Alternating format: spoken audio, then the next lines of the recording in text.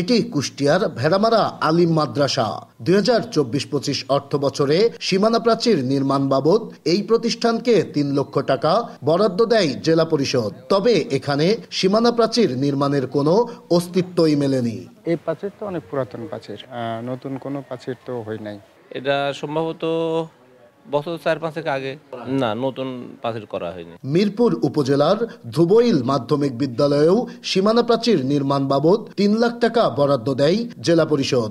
তবে এই প্রতিষ্ঠানটিতে প্রাচীর নির্মাণে ব্যবহার করা হচ্ছে পুরাতন রড সহ নিম্নমানের উপকরণ।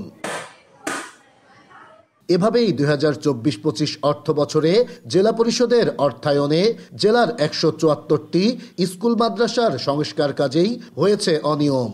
বরাদ্দকৃত প্রতিষ্ঠানগুলোর অধিকাংশতেই হয়নি কোনো কাজ। যেগুলোতে হয়েছে তাতেও ব্যবহার করা হয়েছে নিম্নমানের উপকরণ সামগ্রী। অনেক প্রতিষ্ঠানেই করা হয়েছে নামমাত্র কাজ, লোপাট করা হয়েছে বরাদ্দের কোটি কোটি টাকা। ওই 2-1 পিস হয়তো থাকতে পারে, ওই একটা পেকুলারে হয়তো হেড স্যার জানে আর কি। হেড স্যার করছে কাজ, যেটুকু কাজ হচ্ছে সেটুকুই 2 নাম্বার হচ্ছে।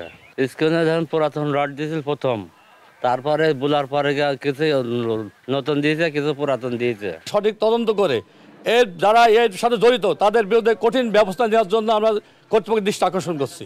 দেশ টিভির অনুসন্ধানে এসব অনিয়মের সত্যতা পাওয়া গেলেও প্রতিষ্ঠানগুলোর প্রধানরা তা অস্বীকার করছেন, দিচ্ছেন দায়সারা বক্তব্য। 100 ভাগ আপনি খোয়া ইট, তারপরে বালি, সিমেন্ট চেক আপ করবেন।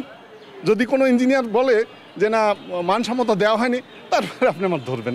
চেয়ার টেবিল বানাইছে, আমাদের তো ছিল না, আমরা তো একেবারে টেবিল চেয়ার মোটেও নেই, ছিল না। ফার্নিচারের আবেদন করা হয়নি। ইউনো স্যারের কাছে অবশ্যই একটা আবেদন আছে আমাদের একটা ড্রেনের। আর বিষয়টি খতিয়ে দেখে ব্যবস্থা নেওয়ার আশ্বাস জেলা পরিষদের এই কর্মকর্তার। আমরা কাজ বুঝে নেবো, আর দেখতে নিচে যেহেতু না হলে আমরা তার বিরুদ্ধে মামলা করব। এসব লুটপাটে জড়িতদের বিরুদ্ধে দ্রুত ব্যবস্থা নেওয়ার দাবি জানিয়েছেন স্থানীয়রা। নাইদা সান্তিতাস, দেশ টিভি, কুষ্টিয়া।